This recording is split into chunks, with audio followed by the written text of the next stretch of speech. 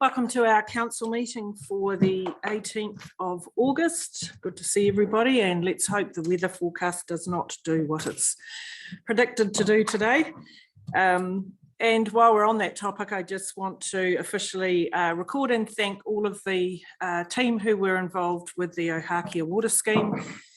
It was fantastic to see the response from the community when we did the opening this week and turned the water on. So it's been a 4-year journey, and and it's been a great partnership between central and local government and the community. So thank you. Apologies this morning, have none. We have a full team, which is great. We have no requests for leave of absence, so we can go straight to the confirmation of minutes, which is on page 6. Oh, absolutely. Yeah, I'm ripping into it this morning, aren't I? and I'm so used to, I haven't got used to going back to our normal traditional style for council. So my humble apologies. Sarah, a very warm welcome. And it's great to see you in person rather than a little picture on the Zoom. So welcome. We'd love you to open our meeting this morning and also share some of the things, some of the challenges and things that are going on in the community that you work in. Absolutely. Morena.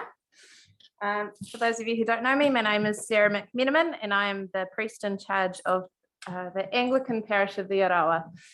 So it's been a while since I've sat here with you, but it's nice to be back. I was trying to think of all sorts of pithy and pointed things to bring to your attention as you enter election season, and I've got nothing. So just sit back and relax. But some of the stuff happening in our context, I guess, I was thinking about this morning. We are very fortunate to have just received over the last 2 years, just over $200,000 of funding from Heritage New Zealand for the maintenance and upgrade of some of our churches, which is absolutely wonderful, and we never turn away free money, as I'm sure you understand. So that is really exciting. I'm sure you've heard that our church at Stanway's had 2 break-ins, which is really unfortunate and no doubt plays into the wider sense of how you deal with rural security and rural policing. So we're trying to find that balance of responding with grace, but also prudence and looking after our resources well. But actually, you may or may not have heard me say our churches are not our buildings, they're our people. Yeah. And what we know right now is that our people are so tired. And actually people are getting quite grumpy and apathetic. And the concept of doing everything together and banding together is starting to wear thin. And I think you probably will see that as it comes to the elections this year. There's a little bit of lack of compassion out there. So we're trying to just really hold people back. So actually it's about looking after one another. And what we say is Jesus came to bring life and life in its fullness. That's one of our things. And a full life means a life of compassion and caring and everyone doing well, not just yourself, which is not easy when we're all tired. And I get it. Part of the reason I've got no big profound thoughts for you today is because I've got long COVID myself.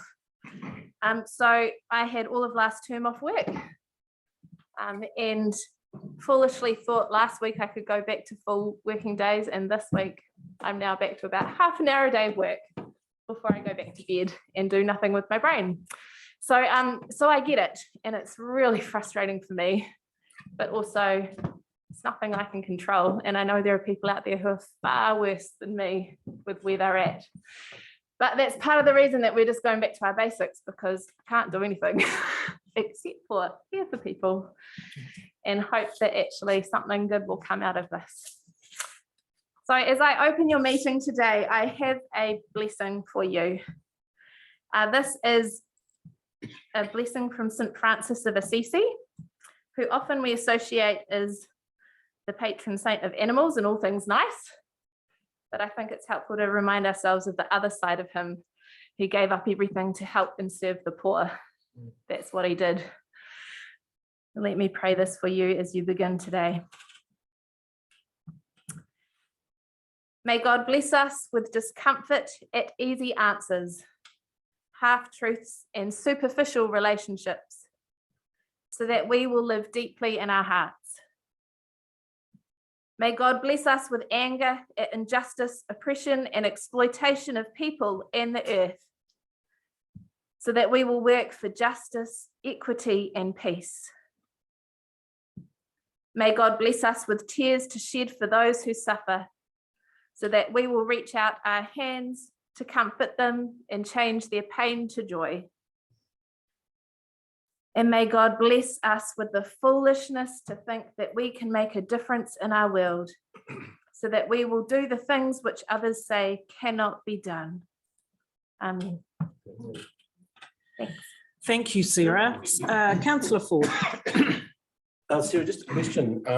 The generous donation you talked about, which is absolutely fantastic, I heard sort of fairly unreliably, but maybe it's a question really. Yeah. Did that come from a family member of the original architect, Frederick? Yeah, so it's from the David Luke bequest, Okay. and he was great-grandson, great-great-great-grandson of Frederick de Jersey-Clare, and he left a very substantial bequest Wow.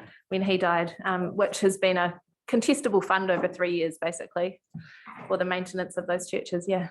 That's fantastic. And It I'm is. going to apologise for what I'm about to say in advance. Do you know who the patron saint of playgrounds is? Or what is? No, but I can guarantee you there'll be one out there if you Google it. Very closely related to the one for animals, so it's St. Francis of Assisi. It's too early in the morning for jokes like that. Yeah. Thanks, Sarah. It is good to have a laugh in these times. Thank you for coming this morning, given your own personal situation and the work that you do in the community. But you know, you need to take care of yourself first. So I'm going back to bed. yeah. Please excuse So me. thank you for joining us today. Appreciate it. Okay, so no apologies, no requests for leave of absence, and so we can go straight to item 4, which is confirmation of minutes. There is a resolution there, and the minutes are on page 6. If I could have a mover and a seconder, please. Your Worship, I move that the minutes of the council meeting held 4th of August 2022 be adopted as a true and correct record. Thank you. Do I have a seconder, please? Councillor Short, thank you. All those in favour, please say aye. Aye. Against?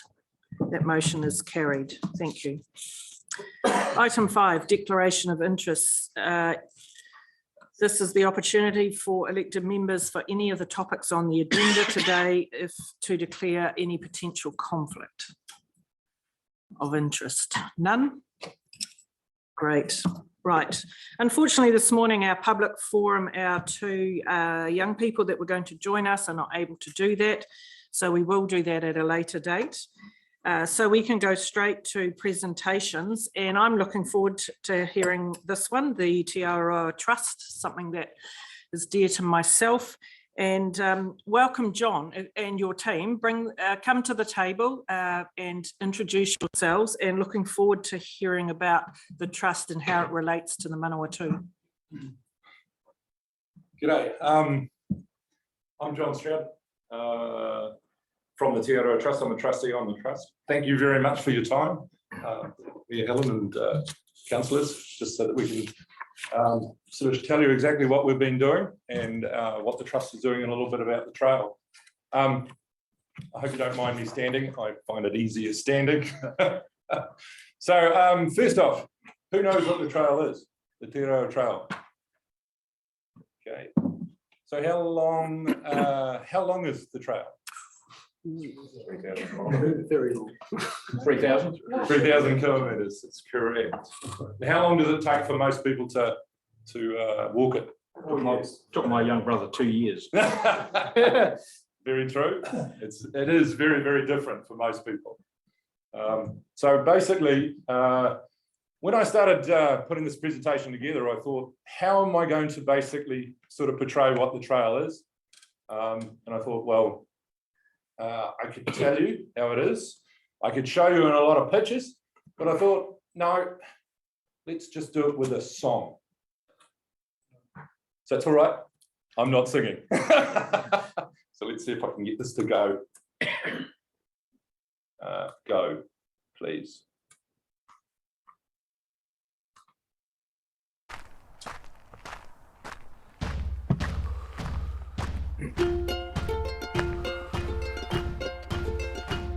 We drop in at the deep end on 90 Mile Beach, and man, all that hard sand, yeah, it starts to hurt my feet. And carrying enough supplies to last for 7 weeks, I guess I'm gonna have to learn to give up on the treats. It's a long way to walk from the shores of Cape Reinga, but I know I'm gonna make it through the bluff. From ocean to the jungle, this ain't no holiday, with muddy boots and upturned roots and down trees in the way. I'm dreaming of the beach now, with its path as clear as day, while searching for a flat spot for the night where we can stay. It's a long way to walk from the shores of Cape Reinga, but I know I'm gonna make it through the bluff. Now long time down the east coast, when finally we see the endless lights that shine at night, the Auckland city scene. Tried pitching up our tent there, but the locals ain't so pleased. Matted hair and muddy boots, we're starting to blend in with the sheep. It's a long way to walk from the shores of Cape Reinga, but I know I'm gonna make it through the bluff.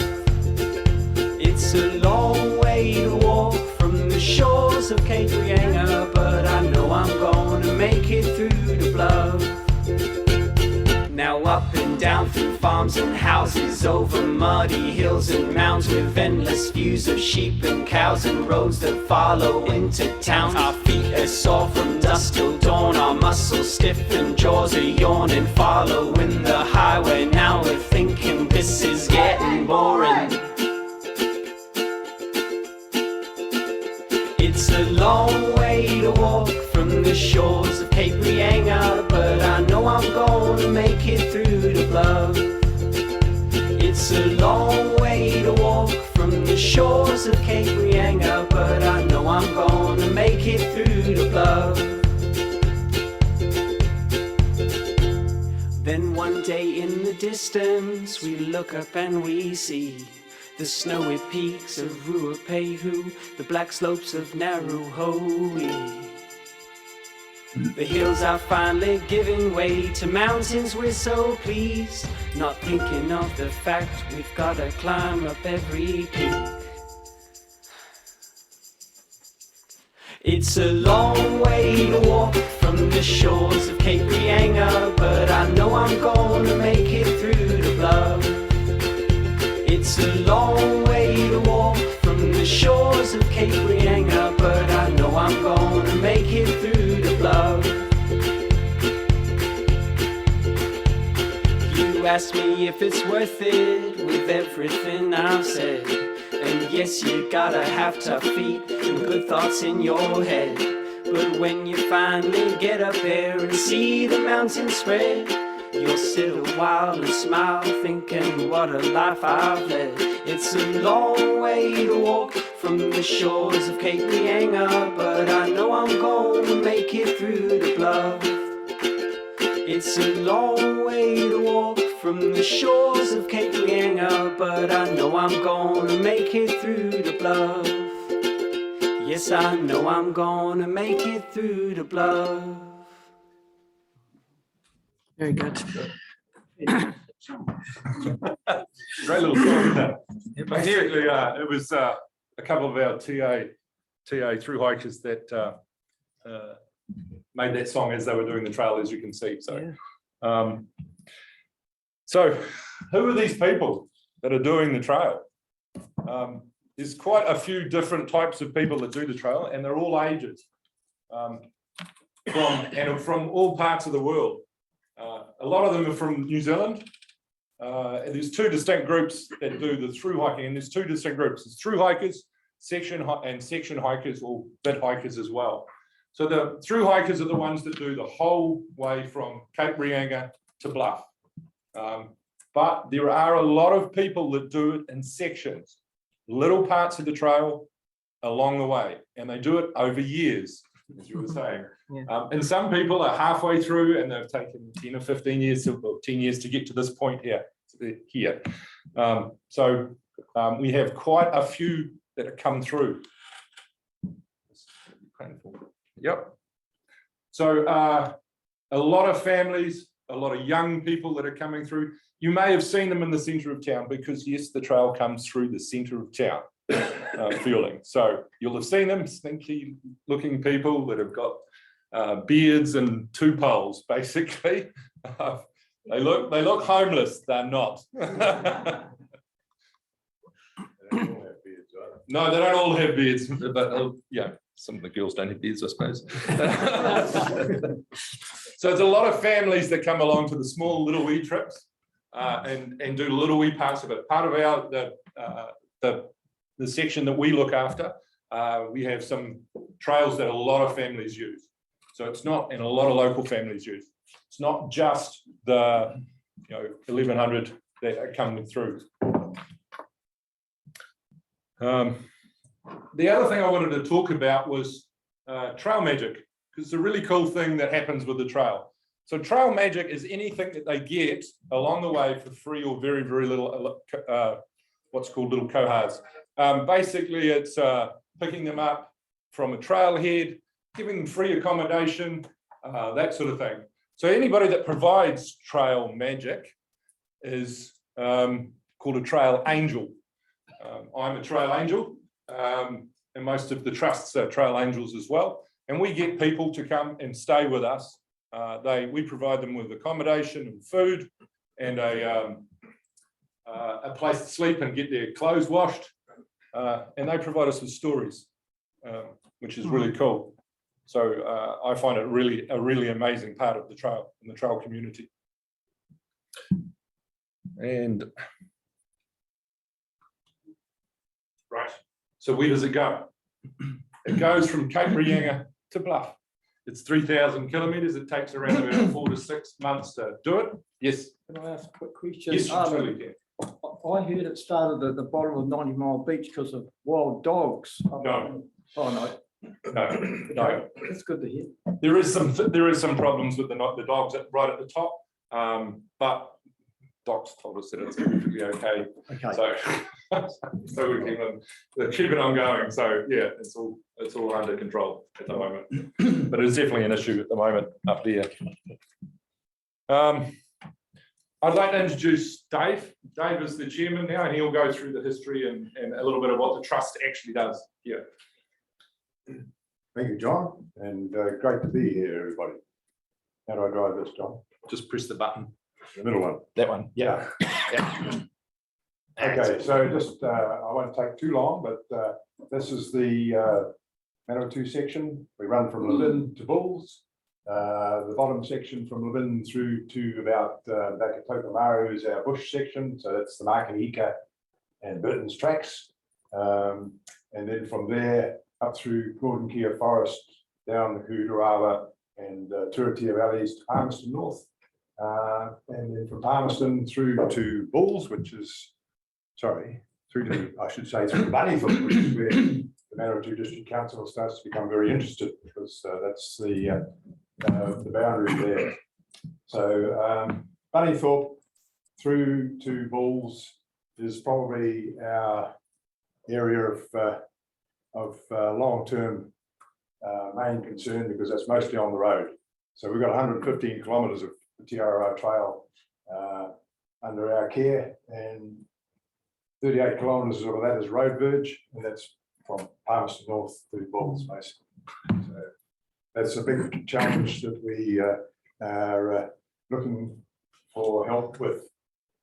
We will be talking to you many times, hopefully, over the years about how we make progress there. Okay, just to give you a brief rundown, 1984 was when Jeff Chappell promoted the concept of the TRR Trail, and a national trust was formed. 1998, a couple of 3 years later, Jeff actually walked the North Island route to prove that there was a viable pathway from Paperinga down in Wellington. And in 2003, 2004, the regional trusts, including our Manawatū Regional Trust, were formed. Shortly thereafter, Ian Argyle, I'm sure you would have all heard of Ian Argyle. He recently died, unfortunately, but he and his volunteers in 2 years cut Burton's track. They just finished that, and the Mayor of Manawatū District Council says, "You're not going to stop there, are you?" So Ian and his volunteers spent the next 2 years cutting from the Makahiki track from Mangahau down to Gladstone Road. And in 2012, the trail was officially opened by the Governor General. Significantly, the concept has been totally dependent on volunteers, pretty much. There's been very little funding come in from government. And that's been an issue because we've only got one staff that's paid. That's our CE, Matt Claridge now, just a recent appointment. He is the only member of the TRR Trust network nationally that's actually paid. And fortunately, the Walking Access Commission, which is a branch of government, has picked up his salary and are now actively supporting the TRR trail as well. So it's great news. Okay, I'll go back. Now I've buggered it up totally. Sorry about that. That's it.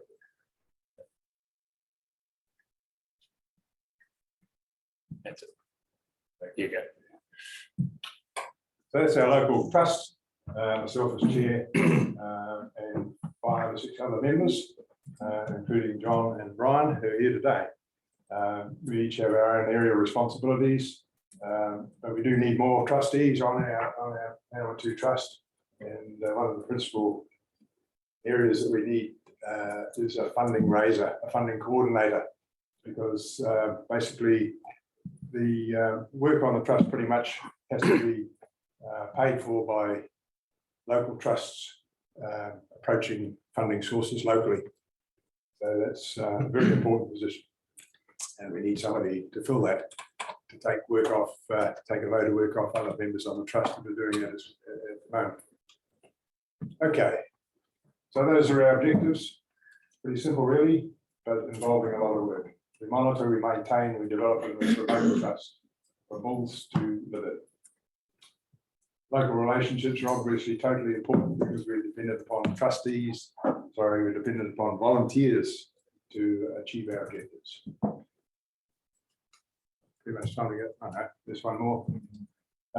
So our current projects, we have ongoing maintenance projects. Obviously, we have a shelter, a hut on the end of Burton's track at the Mangahau end. It's now called Ian and Frank's Hut after Ian Argyle and Frank Golding, who were initial members of the Manawatū Trust. So work annually involves weed control on the Makahiki of Burton's, particularly gorse, which is a problem at the ends of those 2 trails where they start to reach over the country. And then Bunnythorpe, we've got a section of the trail there that runs from Kairinga Bunnythorpe Road to the Oars Road extension around the back of the old rubbish tip. And so that takes quite a bit to keep clear as well. We just had pretty massive effort in blackberry spraying there. We did manage to raise some funds to get that done by contract. And checking signage throughout. So that's an area I think which the Manawatū Trust is probably recognised pretty much nationally for. We have our trail very well signed. And John will indicate what those signs look like, but they're not that conspicuous. But if you know what you're looking for, then they are pretty much everywhere to guide walkers on the way. So that's our ongoing maintenance, which we do each year through the finer parts of the year. But we do have some large projects, one-off projects underway, specifically rerouting Burton's track where it was closed by a slip last December. And that's been quite a process in terms of getting permission from DOC to do work on their land. Quite an amazing process when you think about it. It's all being done by volunteers, it's not costing them anything. but we've got to go through a whole lot of paperwork. Track rafts on the Makahiku track. So for those of you that are trampers, especially in the Tararua, you'll know that there's some very muddy sections. And the problem with muddy sections is that people walk around them. So the bush for quite a large area around that muddy section becomes degraded. And so we're hoping to put in some track rafts, which are narrow bordered sections to get people through those areas without disturbing the bush either side. Walker safety and trail bikes and storyboards are something that John's going to talk to you about quite a lot, because that's an area that we think that the Manawatū District Council can really help in the section of the trail that runs through the Manawatū District Council. So I think I'll leave it there, John. Yep. And let you pick up the pieces. You can see also the future projects, which is the secure and off-road pathway between Fielding and Bulls. We'll talk a little bit more about that as we go on. So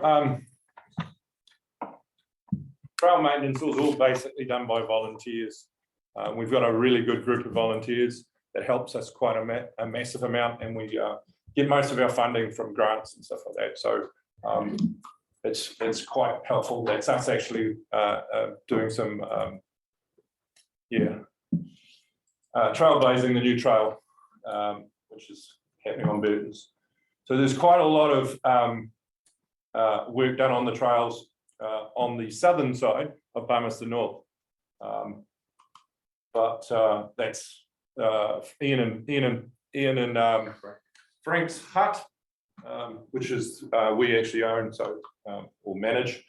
We've been quite lucky with Palmerston North City Council. They've done a massive amount for us, bridges, and they've also put a shelter up for us at Motorimu in the middle of the Gordon Care Forest. They've done a brilliant job, and we've had a very, very good relationship with them along the way. But a lot of the work has been done on the southern side and below around from Manawatū south. But there is still quite a lot more to do. So what needs to be improved? And that's probably the key thing for us to be here today. So 13% of the Tiaroa is on roads and off trail, what we call on roads. Now, road walking is not nice. Okay, it is the one thing that everybody complains about when they're walking the trail. It hurts your feet more. It's more tiring. There's no shelter, and the cars don't slow down. Okay, and it's dangerous, basically. So inside our region, there's 114 kilometres and that we look after in our region, and 38 kilometres of that is on road. And of those ones, they're all in the Manawatū district. Near enough, all of it's inside the district here. So from Bunnythorpe to Bulls. So many of the road bridges have no pedestrian access either. Okay. So there's no, because they're country roads. Yeah. And it's dangerous. As you can see, this is Sandon Road where the trail goes straight down. Yeah. So let's make it better. So how are we going to do that? So we've got some possible solutions here. Better road signage. So at the moment, we're actually working with your roading guys to put some more road signage up, and that is actually in the process of happening. We're very pleased with that. We've been working with James and a few others quite a lot. Make the road walking less boring, because between Bulls and Fielding, it's very, very exposed. So we thought, well, maybe put some local information signs with a bit of shelter, something like you see the photo in the background, something like that. A little bit of iwi information on it, a little bit of history, and make it of an interest. So when people go along, they can stop on the side of the road, take a little bit of a rest, get a bit of water in them, take a bit of shade from the sun, and then basically have a little bit of history of the local district. So we'll probably come back to you with a little bit more about that. We're still doing some more work around that project. Maybe a shared path from Kitchener Park to Mount Lees Reserve. So Mount Lees Reserve is quite a big part of the trail here. They stay at Mount Lees Reserve, they camp at that Mount Lees Reserve, and it's really, really important. But, as you probably understand, Mount Lees Reserve is an asset you guys have that's probably a little underutilized. It's an amazing place, but very few people go there. Wouldn't it be cool to basically connect both of them together? So from Kitchener Park to Mount Lees Reserve with a shared trail, so biking and walking trail would be a fantastic, amazing sort of thing. And shifting the trail onto farmland would be the other thing that would be basically help us majorly. So we're in the process of working with a couple of organisations, still very much early stages, a couple of groups that we possibly may be able to start looking at that. At some stage, we're going to come back to you guys with an idea of bits and pieces of what we're actually going to do. But that's what we're in the process of doing at the moment. So, any questions? Excellent, thank you. Councillor Marsh. Thank you, Bridget. Just in regard to that, I'm liaison councillor for Huanui Community Committee. Okay. And they are looking and quite ambitiously at a shared pathway through the Stewart property and down through to Ashurst. Now, I know that's a little bit out of your way, yeah, but there is a trail that now comes up the river to Ashurst, yes, which you could then link through the Stewart property and then come back in at this bottom end. I know that's the bottom end of it, but it might be worth just a conversation. Yeah, there's been some conversations about an ocean to ocean trail from Tararua, and we've heard about that too, all the way out to Bulls and out to the coast from there. And it absolutely would be well and behind that, something like that, because we're nearly there.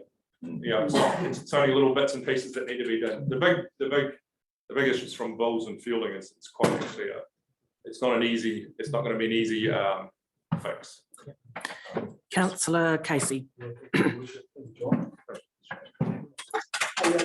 Mount Lees Kitchener Park, shared pathway, certainly through farmland if you can do it, because we've seen the advantages of particularly the Otago Road Trail, yeah, and the local and international tourism that's exploded out of doing that trail. Yeah. When you get to Kitchener Park, just a little query to give me the whereabouts would you visit from Kitchener Park? How would you link that back into? Would you link that straight back into building and then onwards, or would you just bypass? I would.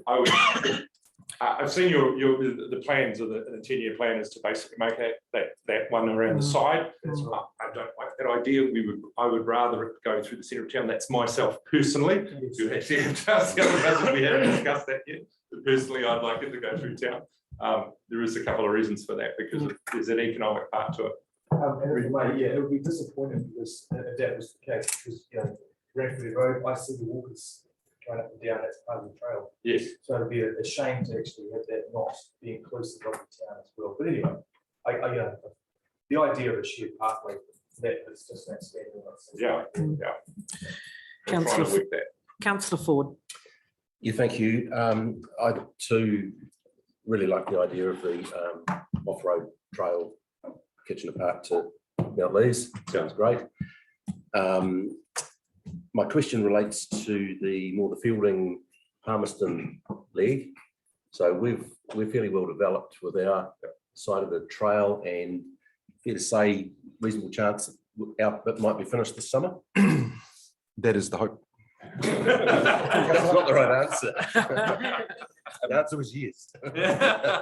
Yes, subject to Kiwi Rail's final agreement. Yeah, okay. So we're, you can get an idea of what's holding us back a little bit at the moment, but we're very keen to finish our bit, which to be fair just goes to Kung Fu Corner, doesn't it? Not Bunnythorpe. That's correct. Yeah, that's where the boundary is.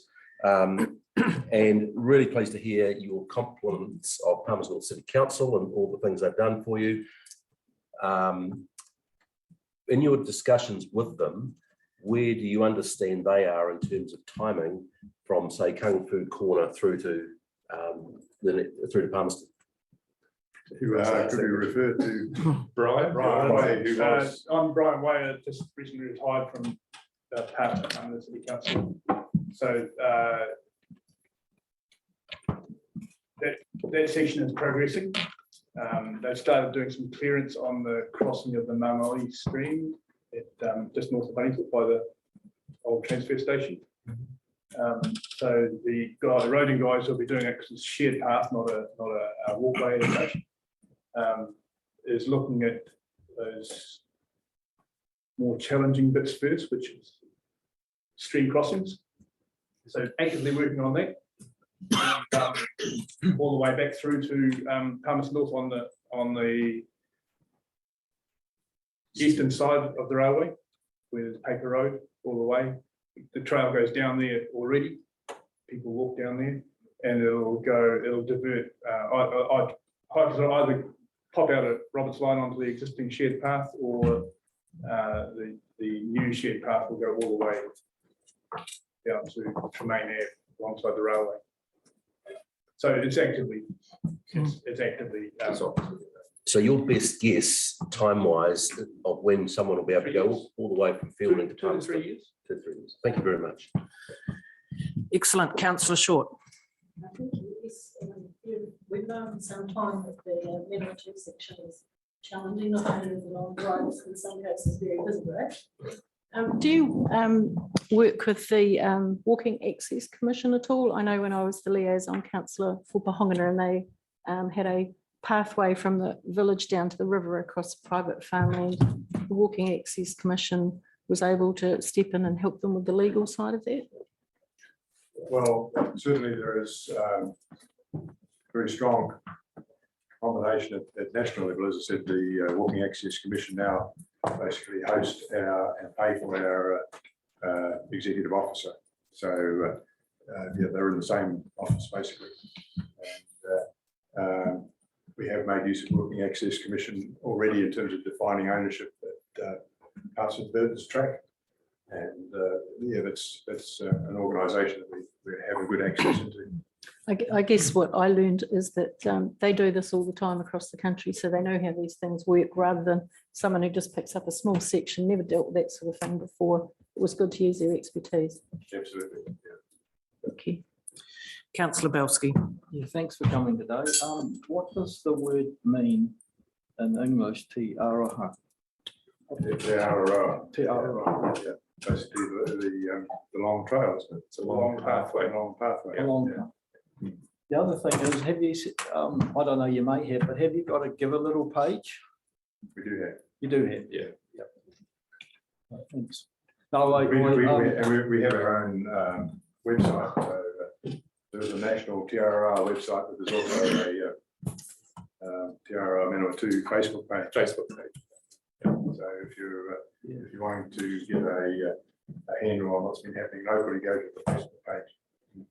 I know I had two sons on Mount Linton Station in down in Southland at Western, and I used to see walkers go through it. Yeah. Amazing. So Brian, Dave and John, thank you. Thank you for coming this morning. Really, it's really good to hear the progress that you're making within our region, and both with the city and ourselves. And yeah, I'm looking forward to getting that section much more exciting, because I know from my time at the information centre that many a walker jumped on a bus and skipped us because it was just too hard. And driving up and down Sandon Road every day in the summertime, some of those guys take their lives into, yeah, it's very dangerous going down Sandon Road. So to do something through to Mount Lees would be outstanding. So thank you for the work. Thank you to you and all your volunteers for what you do. I'm pleased the discussions with our council and some of the work, and what you can hear around the table, that we're very supportive and keen to see how we can help. And we will put it as an item in workshop to have a bit of an update from our team about what council's work is with you and what some of those plans might be. So appreciate your time today. Thank you. Keep up the good work. Thank you. Thank you for the opportunity. Much appreciated. Yeah. Thanks.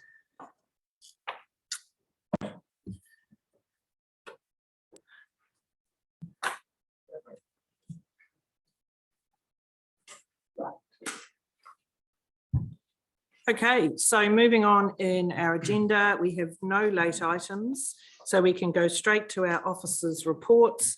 The first one is on page 12, 9.1. This is the deliberations for our drainage and trade waste bylaws. Now, who's going to take us through that? Lisa, is that with you? Thank you. Welcome.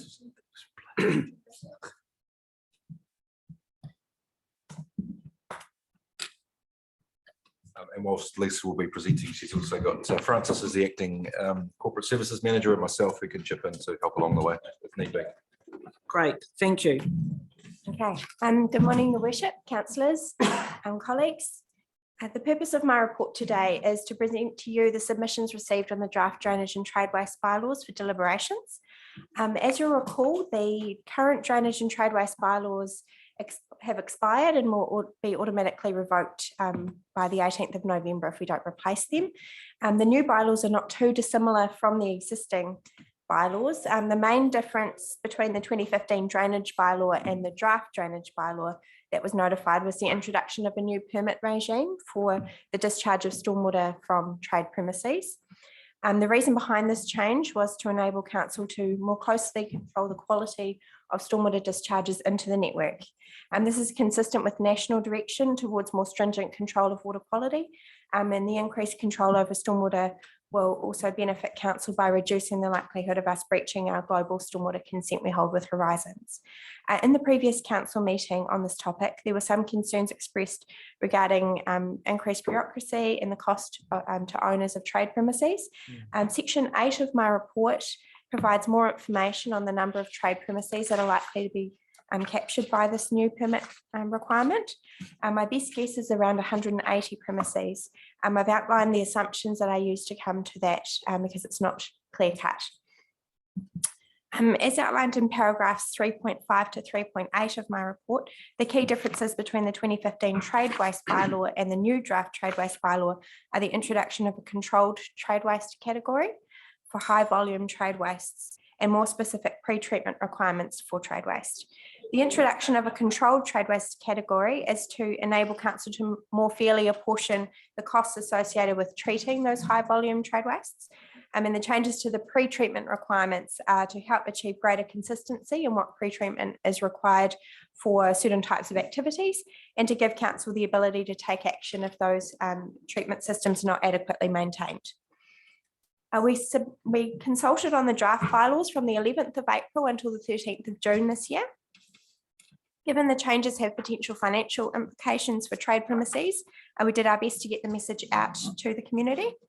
This included using social media, a podcast interview, and asking Fielding District Promotion and CEDA and the Manawatū Chamber of Commerce to spread the word to their contact databases. Section 148 of the Local Government Act requires that council send a copy of the draft trade waste bylaw to the Minister of Health for their comments. We sent a copy to the medical officers of health at the start of the consultation period, and I followed up with them towards the end of that period, but we have not received any feedback from them. But they did acknowledge that they had received the information. I think they're just a bit busy with COVID, so yeah, didn't sort of prioritise this work. We received 3 submissions at the close of submissions, and they're attached as Annex A to my report. They were from Horizons Regional Council, from a member of the community, and from one iwi group. I've summarised the decisions sought by those submitters and the officer's recommendations in response to those in section 4 of my report. I've also included this information in more detail in Annex B. Table 1 relates to submissions on the drainage bylaw, and Table 2 to submissions on the trade waste bylaw. In addition to the changes to the draft bylaws that were requested by submitters, council officers have recommended a number of minor changes. These changes and the reasons for them are outlined in section 5 of my report for the drainage bylaw and section 6 for the trade waste bylaw. I've taken each of the recommended changes to the drainage bylaw, including those requested by submitters that are supported by council officers, and listed them within recommendation 2 of my report. I'm happy to sort of step through those. I've made a note of the paragraph references for each of those changes, but maybe just sort of finish my spiel, and then maybe that might be the best way to progress with the recommendations.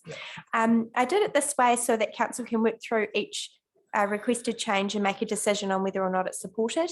And then those changes that are supported will be carried through to the proposed bylaw that will be presented for adoption at the 1st of September council meeting.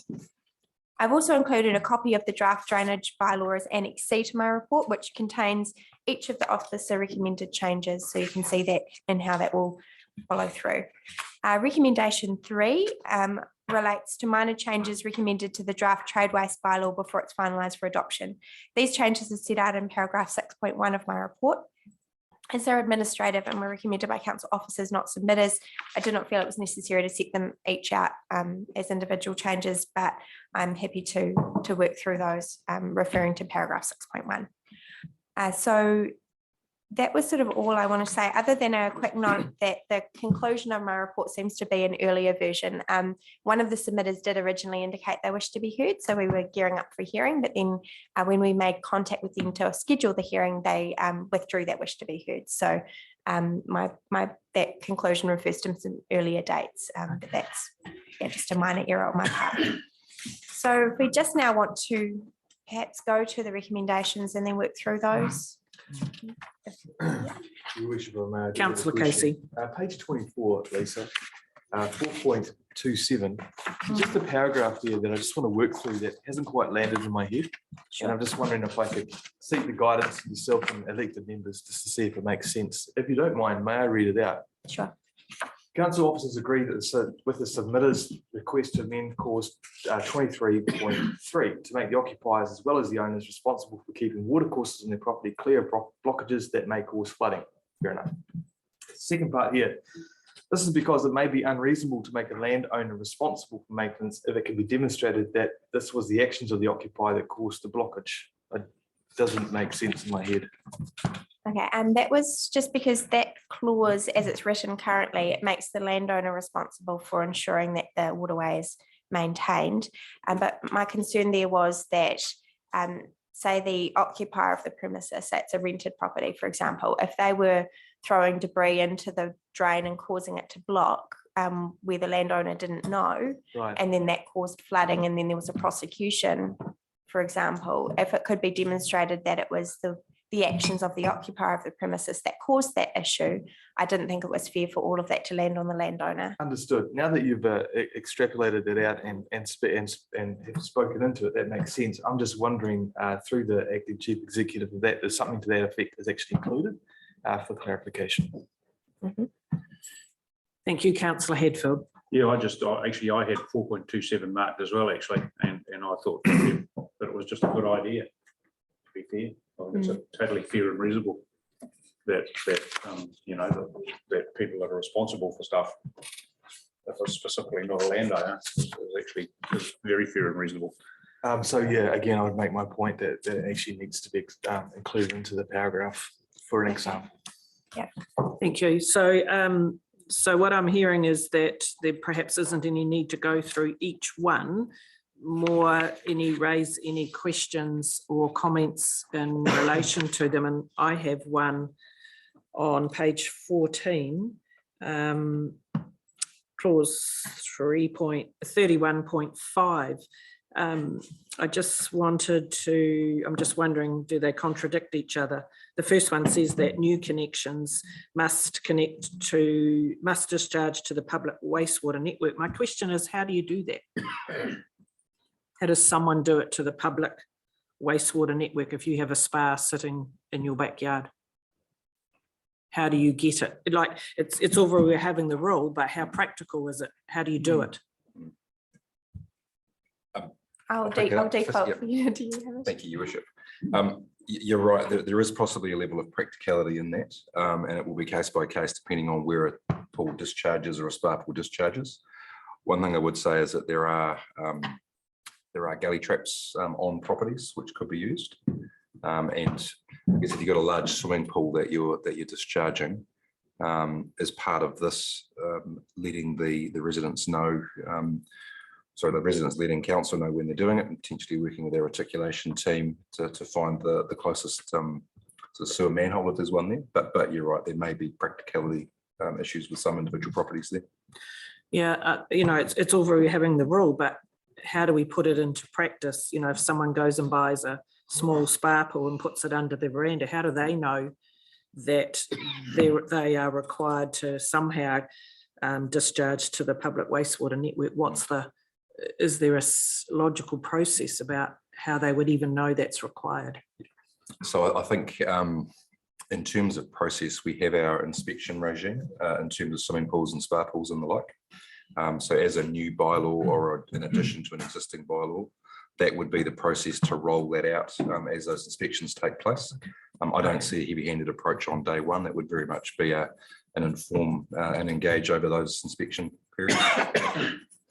Yep, okay, that makes sense. But then we kind of say something else in the next one. We say that disposal of such land must be to the public wastewater network or to land in a controlled manner so it can soak into the ground. So on one of them, even though it says all new connections, we're still allowing, I'm assuming we're allowing existing connections to have a choice of either the public wastewater network or into the ground to soak it away. Yes, Your Worship. I jump back first. So clause 31.5 does have a little bit of discretion there on the end around unless otherwise approved by council. And then clause 31.6 is intended to sort of elaborate on that exception. So if you are not connected to the wastewater network, an alternative way of managing that discharge is to discharge it to ground, providing that it doesn't directly go into the waterways. And the issue that we were trying to manage through these clauses is around the discharge of chlorinated water into the stormwater network. So we were trying to, I guess the preference of council is that those discharges go to the wastewater network because then it can be treated at the wastewater treatment plant and doesn't go directly into waterways. But we recognise that there are 400 or so swimming pools in our district already that we haven't had these controls over. Well, actually there were some existing controls in the bylaw, but they weren't really enforced. So I guess the issue is that we don't want to we can't require those 400 swimming pools to retrospectively connect into the network. So we've recognised that by introducing that discretion and saying, look, if you are discharging to land, we want that done in a way where it's not going to go directly in. Yeah, so that was the intent by the clauses. Yeah, so 31.5 sort of sets our expectation that anything new, we want it to connect into the wastewater network. We recognise it's not going to be possible in every instance. So that's why we've got that discretion at the end that council can approve an alternative. And then 31.6 is sort of elaborating on that, saying except with approval under there, under that clause, must not be discharged to any waterway. So we're sort of, yeah. Thank you. Yep, that explains it. Councillor Campbell. Thank you, Lisa. Now, when this draft bylaw was put out for consultation, I expressed my concern and my opposition to the proposed requirement of drainage bylaw for the owner of trade premises to obtain a permit to discharge stormwater with the public. On the 17th of May, I asked management by email how many trade premises in the district will be affected by this requirement. How many permits we were expecting to be required. And I didn't receive a direct reply, but I know, Lisa, your answer in the pages today, in section 8, on page 28 to 30, that was approximately 180 permits required. And if you look at that list, I think it's going to be very difficult to identify every individual property in the district that requires a permit. I remain strongly opposed to the proposal for a permit. I think an additional permit will cost both the council and the permit holders money. Obviously, it's going to be a fee for a permit, and it's going to be a cost to administer by council. I think it's going to be very difficult to administer, to police and enforce. I think it's going to be unfair. I think some trade premises will likely comply and get a permit, and others won't. I think it's going to add unnecessary regulation to our already over-regulated district. And I think it's grossly unfair to trade premises owners that they should require a permit when residential and other uses of the stormwater network do not. It's just not fair. So why are we requiring commercial operators to get a permit when the owners of the 400 swimming pools are not? That's not fair, because they've got people involved in the stormwater network. What about the 10,000 homes in the district that contribute to the stormwater network? Why aren't we permitting them? It just doesn't make sense. It's ridiculous. Thank you. Oh, sorry. Can you just turn your microphone on, please? Thank you. So look, I don't want to be fully negative because there are alternatives to having a permit. And the alternative is simply to keep a register of the 180 or 180 odd premises and inspect them regularly, which we would need to do anyway. So I just think that the requirement for a permit is just not necessary. And I do find it quite interesting that no submissions were received from any of those 180 tradeways premises, and wonder how well we consulted on it. We only received 3 submissions, really low, on something that's going to affect 180 people. Now I wonder if those 180 people even know about this. I doubt they do. I contacted a few, but yeah, well, none of them replied either. But now look, as a council, we've got things wrong in the past when it comes to reviewing bylaws. In fact, quite recently, and I think we've got this one wrong too. With respect, Lisa and the team, you've done a great job in most parts of this review, but I think in respect of the permit, we haven't got it right. So I'd look to, when we get to the resolutions, I would look to insert an extra clause removing all references to the drainage in the drainage bylaw to the requirement for owners to obtain a permit. We'll get to that when we get to the recommendations. I'd look for councillors to support me on this. I just don't think a permit is required. One more point that I didn't make, and that is that this whole thing is contrary to our economic development strategy. It will discourage business owners from establishing and operating businesses here. Our economic development strategy that we put out in 2018 states that we strongly encourage businesses. We need those businesses here. And if businesses have one more permit, it might just be the tip of an iceberg to go elsewhere. We need to encourage businesses. We should not be hindering them with unnecessary extra regulation. That's my opinion. Thank you. Thank you. Can I just clarify? So what you're saying is rather than require them to have a permit, Yep, which will come at a cost, that they would have to register? no, the council would keep a register. There's only 180 on it. It's not a big list. And it would be monitored during our normal enforcement? Yeah. Okay. Can I, just on what Councillor Campbell's saying, is there any response from our team in regards to that? Who's correct, or shall I? I would say a few things, and then you can, I'm sure you probably know even more than I do. I guess when this sort of went back to when we first looked at this bylaw a few years ago, the staff that were working within the area of the trade waste and the discharges, they had expressed a concern to me that they had no teeth to require anyone to do anything, particularly around, you know, any treatment systems that were installed. There was no requirement to maintain those. And really, I think the only way that I see us actually being able to enforce anything is to have a requirement in the bylaw regarding that. In terms of whether this bylaw does it perfectly, it's really hard to know until we have a system sort of in operation. It is difficult to identify those premises because we don't currently have them on record, and that's sort of part of the problem, is that we don't know what treatment systems are already in place and which are not. So I guess this was sort of a starting point, as somewhere that we could, you know, get underway with working with those premises. Hamish may have some ideas of other ways that we could potentially do that if a permit system's not supported. Yeah, thank you, Lisa. Probably not so much other ideas, but just more the excuse me, the theory and behind why we're doing this, and particularly targeting trade waste premises as opposed to residential. And it effectively links back to the activity on a commercial premises and the potential for discharge of contaminants outside of stormwater which then end up in a council stormwater network and ultimately into the Marquino stream or the Aurora River. And so it's part of a, excuse me, I guess like a layering of protection for how we can meet our obligations to ensure that there's no discharge of contaminants to a waterway. I would hate to think that Horizons came looking for us in terms of an illegal discharge or some sort of contaminant discharge via our stormwater network. And so having these types of controls in place do give us those teeth that we can look to intervene and at least get ahead of the problem if there is one.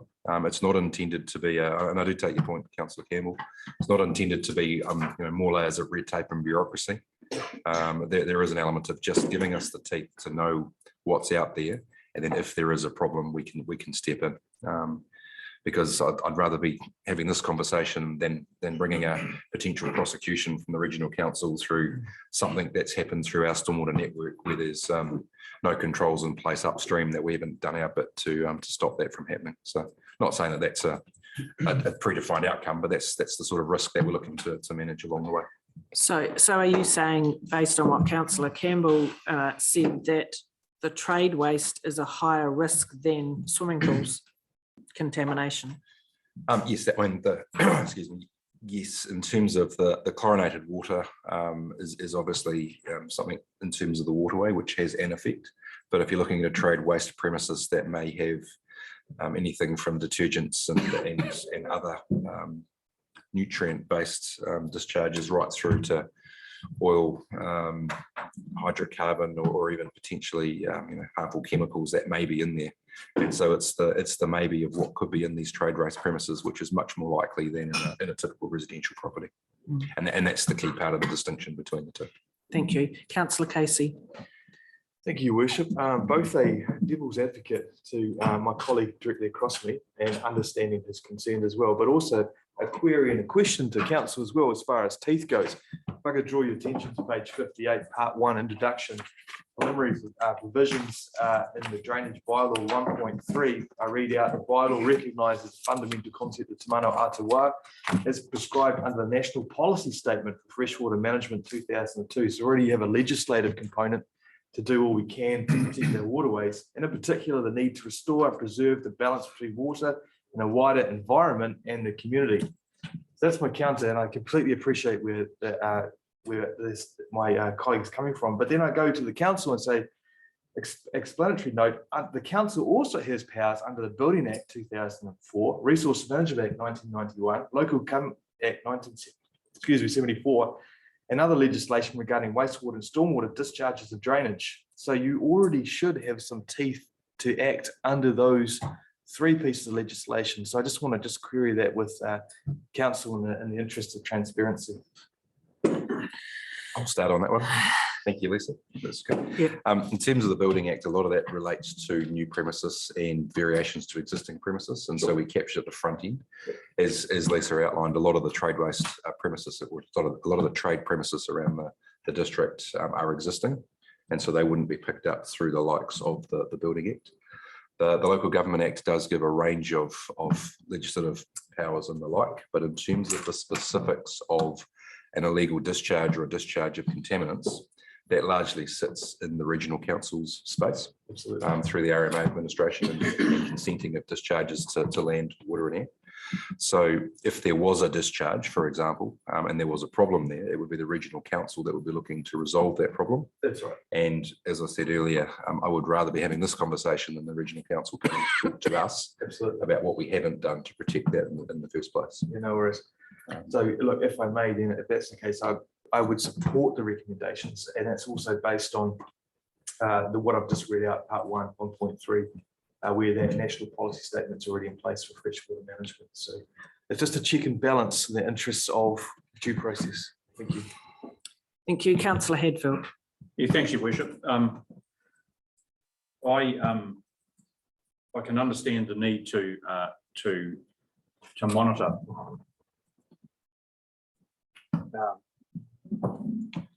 access to the stormwater network from commercial premises where, you know, the wash down of heavy machinery with oil, grease, contaminants, everything else happens. I fully get that, and I think I agree with Councillor Campbell that a list of these premises on annual inspection basis, to me, is a preferable way than necessarily permitting. I think there's a way of doing this that doesn't necessarily involve perceived red tape. I do support the fact that it should happen, and I know there are commercial premises in town that have very good waste traps for sediment traps and everything else. They've gone to great expense to do that, tens of thousands of dollars, and comparable businesses that do not. So I fully support the intent of actually making sure that there is a method of compliance. But probably I would prefer the inspection route rather than necessarily tying it up in red tape through permits. I'm not saying it doesn't need to happen, because it does. I'm just not quite sure that having to obtain a permit and more paperwork is actually the way to go. It's just my view. Thank you. I think what I heard was the difference was the permit. Having a permit system gives you the teeth to legally enforce. Whereas if it's just sitting on a register and being monitored and there is a hiccup, what can you actually do about it? Yes, that's correct. And it also having I guess a permitted system gives you the ability to have a look at what's there, understand what that level of risk is, and then work out whether an annual inspection or a 3-yearly inspection might be required, depending on the nature of it. That there would be a cost in terms of the inspection, and I would encourage that being a fee that was passed on to the trade waste customer regardless. Otherwise, it's a ratepayer funded public good as opposed to a user charge. So there's an element to it there. But having a permit gives us a clear list of what the list of trade waste premises look like, what their activities are, what risk they pose to the environment, what controls might need to be in place, and then that would form the basis of an inspection regime for it. So surely there's, as Councillor Casey has said, surely there's existing legislation that actually covers, the discharge of contaminated material into a stormwater network. So I want to be abundantly clear, probably like Councillor Casey does. Are we duplicating? Are we duplicating unnecessarily a permit system, or yet more regulation or bylaw stuff that's actually already covered? That's what I'm not totally clear about. Through your worship, of those 181 properties, I don't have the statistics in front of me, but I would put a fair bet that 181 of them don't have a resource consent for any kind of discharge. And so you talk about the protections in place through a regional council discharge framework. I don't think that's there. They won't have applied for any sort of discharge. This is the step in the middle. I mean, if you look at our wastewater treatment plant, for example, we have a discharge consent to the environment. And this is effectively everything that's coming into our wastewater network and then protecting what goes into the stormwater network. And we have a range of consent conditions in relation to stormwater discharge as well. So it's a step in that. It's not one or the other. It's actually part of a continuum of protection there. So if I may, Your Worship, so do we think that the contamination from the trade waste potentially poses a greater threat to the environment than, say, the discharge of 400 swimming pools full of chlorinated water? And as Councillor Campbell has indicated, and I don't go as far, with all due respect, Councillor Campbell, about the discharge from houses, but I mean, at the end of the day, you can get contamination from hard stand areas on houses that might have fuel, oil, grease, and it's going anyway, so it probably all adds up. But 400 swimming pools, if they do discharge, probably a lot of chlorinated water, and is that more of a risk than where we're going? So I just struggle with more things, but more permits with more permits. That's all. Thank you. Lisa, did you want to respond to that? Yes, if I may. There are general controls in the bylaw that exist around contaminants to stormwater that everyone has to comply with as well. So within the bylaw, there are those controls that apply to residential as well as these commercial premises. So you can't exceed, a certain amount of petroleum, for example. So, if you had a really dirty residential property, we could use that part of the bylaw in relation to that. But I guess where the difficulty comes in, those nasty chemicals that might exist on those trade premises, they may breach those standards, but without working with those owners, we don't know that they are breaching those. And so, as Hamish was mentioning, it's only when an issue is picked up by the regional council, or there's a discharge to our network that we get a complaint about, that we can actually backtrack that to find out where it's come from. And that is a very costly way of managing it. And it's kind of bottom of the cliff, rather than actually working with that owner at the start to make sure that the premises is up to scratch. And I guess in terms of those, the existing legal controls, when it comes to our stormwater network, we are responsible for what's in our stormwater network. And so our consents that we hold with the regional council is for the discharge from our network into the receiving environment. We are responsible for what's in there. So in terms of any prosecution, we would have a part to play in that prosecution. It wouldn't just be the landowner themselves. The regional council sort of allows us to manage our own network, and then it's what comes out of that at the end that we get the consents for. Thank you, Councillor Short. I'm not sure what the cost difference would be between monitoring and permitting, but when I think of some of the volumes we're talking about, I mean, a small business might only be discharging 100 or a few thousand litres a day, but you get some of the really big operators. And if I think of the 2 breaches that we've had into the waterways over the last 5 years, one being EFCO, which wasn't into our network, but they had a breach where untreated waste went into the river, and also the Fielding sale yards at a hose down. Now, both of them, the actual cause was they had manual systems that required the person doing what they were doing to flip a switch or move a trap or something like that, and they didn't do it, and the breach was caused. If you had a permit, I would imagine that your processes would be, there would be checks and balances, and perhaps those steps would have had to have become automated to meet the conditions of the permit.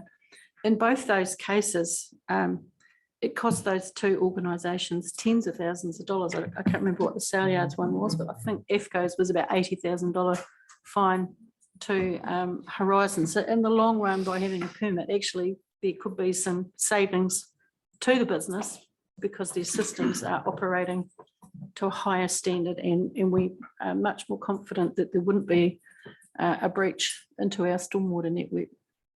Thank you, Councillor Ford. So we understand we've got about 181 properties in this category. We've heard from Councillor Short of 2 situations in the last few years. Of the 181, how many are we likely to be having a problem with? What I'm trying to establish is how big a problem do we have before we set up a whole regime? I think the honest answer, councillor, is we don't know what we don't know, and that's part of the problem. So, yeah. So what you're saying is that this new regime is so that we do have an understanding of what is going on out there. And yeah, regime sounds quite authoritarian, but yeah, it's a new approach to give us a good picture of what we're dealing with and be able to deal with it at the top of the cliff, not the bottom. That's exactly it. Councillor Hadfield. Yeah, look, regime. Yeah, it's wrong word. Probably a bit of a cracker of a word, actually. But the perception is actually a bit of an issue, to be honest, around regime, and in terms of the public. The reason I support actually taking action in this area is because I know there's comparable businesses in town that actually can actually have with clean down facilities where some businesses actually handle this very well and some don't. And from a commercial sense, that's actually, a bit of a disadvantage, and actually things that should happen in terms of contaminants being discharged. So I fully support all of that and however that's going to happen. But I just think when I read this, the drainage bylaw requires these premises to obtain a permit in 12 months. Well, are they just required to get a permit? Or does that mean within 12 months remedial work must take place? Because I actually don't think it would be possible for all of that remedial work to take place within 12 months. So I'm just wondering, if there's not another, I don't have the answers necessarily, Lexa, unfortunately. But I'm just wondering if this is the most user-friendly way of actually approaching it, is what I guess I'm trying to go. absolutely support the outcome and the intent of the outcome. But whether this is quite the right way, I haven't figured out. Thank you. Thank you, Councillor Hetfield. I think that within 12 months, I mean, that gives us a starting point, if you like. If it's a simple premises and there's minimal risk and there's no real discharge as such, it would be a fairly simple permitting process, and it may, as I said before, it may only require an inspection every 5 years or 2 years or whatever it may be. If there is remedial work that needs to be done, we do have a dedicated trade waste officer, and that would be part of the annual schedule of works. And it may be that some of those works do need more time to complete, and that may be a logistics in terms of the physical premises, or it may be the cost involved, or a combination of the two. So this isn't about having a hard and fast regime of by this date you'll be closed down. It's really setting the framework for how we deal with it going forward. And I would expect a level of officer discretion to work with the customers, the trade waste customers, to achieve what we're trying to achieve here.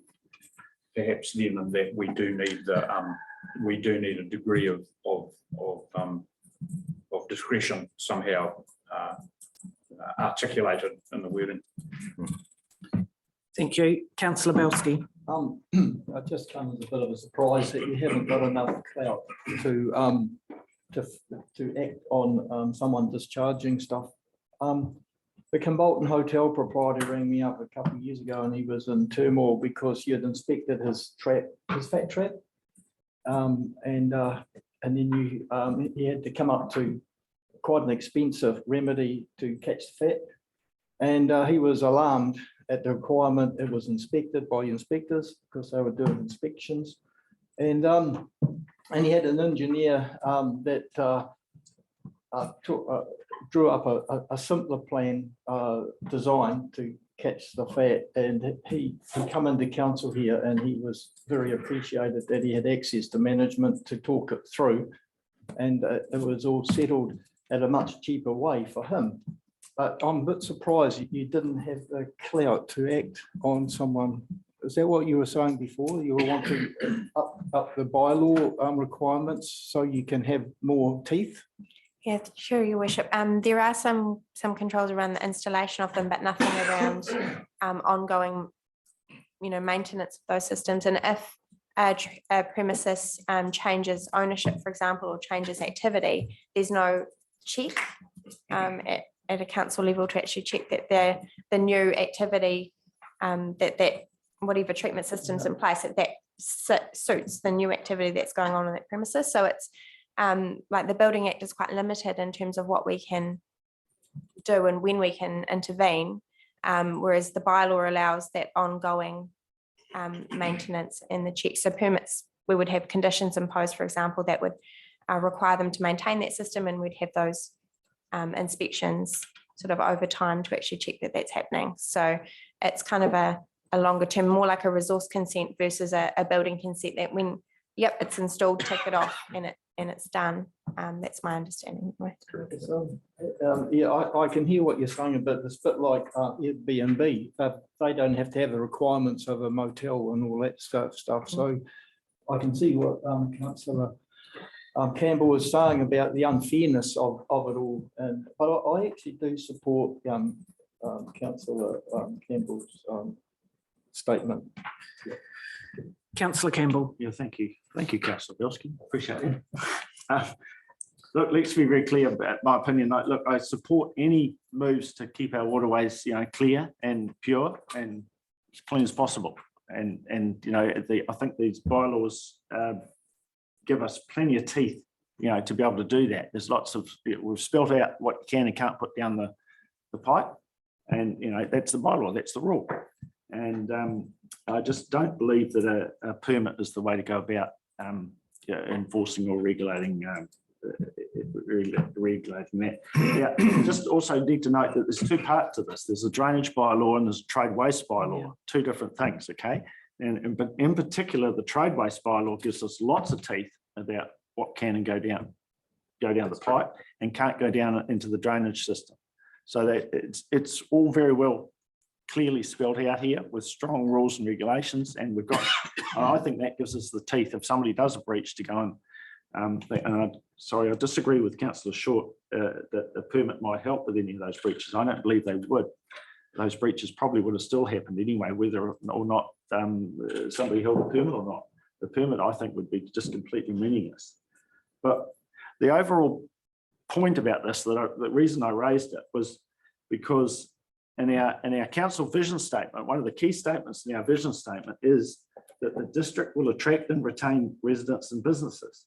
And I think we've been completely hypocritical by putting in another permit or regulation onto any of those either residents or businesses, in this case, particularly the businesses. So look, I remain opposed to the concept of a permit. Fully support the everything else in the bylaws, but I just can't agree with it. So. Thank you. While I support the comments you're saying, it still comes back to what I've heard before, and I want it corrected. By adding a permit gives council the teeth to enforce what's in the bylaw. Is that correct? Like, you know, it's all very well to say there's enough in there already in the bylaws, but if something goes wrong and it needs to be enforced, the permit gives us that mechanism to do it. Yep. So the key thing with the permit is it will outline exactly what you're doing, what protections and measures you've got on site, what contaminants you may or may not be looking to discharge or capture through a grease trap or the like. And so when you're looking at an enforcement of something, you need to have something to enforce against specific to the property, as opposed to the general general provisions of the trade waste bylaw. And so a permit would say that yes, you have to have this in place. It's got to be inspected annually in the case of a grease trap. You can't discharge this, but this is all fine. And so if you go back in an enforcement regime and the trap hasn't been inspected or it hasn't been cleaned, or there are other discharges that have clearly been coming from that property, it gives us essentially a schedule of what should or should not be happening there. Which we currently don't have. Which we currently don't have outside of the large trade waste customers that we have in town, including the two that Alison, Councillor Short mentioned before. So a further question, what is the likely cost of, if we go ahead with this, with a permit, what's the likely cost to a business? I will have to go back to a previous report. I think we included some cost information in the where the drafts were going up for public consultation. Yeah. Are we talking hundreds or thousands of dollars? It was a couple of hundred for the application. Yep. But Hamish will know more than I do. No, that's right. So typically, I mean, we're talking hundreds, because essentially what it is it's going to be a trade waste officer visiting the property, taking an assessment of what it is, working out what the provisions going into a permit would look like, which is a templated document. And so it's a time cost based on that, which is maybe an hour's work perhaps. And then if there's a regime of coming back to inspect it at a year's time, a schedule of inspections. Thank you, Councillor Ford. Then that would outline that there might be an ongoing charge of $100 a year or 150 or 200, whatever it may be. But we're talking that quantum. We're not talking thousands and thousands of dollars of additional cost and bureaucracy placed on a business. That said, for our large customers that we have composite sampling of the trade waste. We have regular inspections. There's trade waste fees, and so some of their compliance costs in this space are many thousands. But that reflects what goes into the monitoring and assessment of that trade waste discharge. But what applies to a meatworks wouldn't apply to a restaurant or to a laundromat, for example. So. Okay, any further comments, questions? So I notice in the recommendations, it's just trying to find it. It does, by looking to move these today, does that give the direction that we are going down the permit way? I can't actually see that in the recommendations. Your worship, the recommendations don't include that because that was included in the draft bylaw and we weren't proposing any changes to that. So the recommendations cover anything that is different from what was notified. Okay. Yeah. Okay, so these are just the So if you- changes. That's right. So if you were to want to make a change to the permit clauses that exist in the draft bylaw, then it would be adding in another recommendation to amend those. Okay, thank you. Right, so with that said, we have some recommendations there on page 12, 13 and 14. I don't expect you to read them all out. You wish, I'm happy to test council. No, I'll take you off, I won't read it out, but I'm happy to move the recommendations. Thank you. Outline, I think it's worth saying outline on page 12, 13. 14, and 15. 15, correct. Just a note. Thank you. Do I have a seconder for those recommendations? Goodness. Councillor Marsh, thank you. I'll put the motion. Hang on. Sorry, If you Councillor wish, Campbell. I'd like to move an amendment. I think that's the best way to go about it. That we insert a extra section T and insert T, removing all references in the drainage bylaw 2022 to the requirement for the owner of trade premises to obtain a permit. You typing this out? I'm trying to. So you want to start at the beginning? Removing all references in the drainage bylaw 2022 to the requirement for the owner of trade premises to obtain a permit to discharge stormwater into the public stormwater network. That's specifically part 8, sections 36 to 43. But it's trade waste, not stormwater, isn't it? Correct. Stormwater only.